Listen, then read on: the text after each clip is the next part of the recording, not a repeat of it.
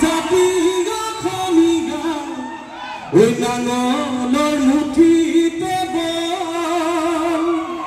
এই ৰুৱনি টাঙনি ঐ তাতে ঘূটে খিপিনি ঐ জগত চিনু গৈ আমি য'তে নাথাকো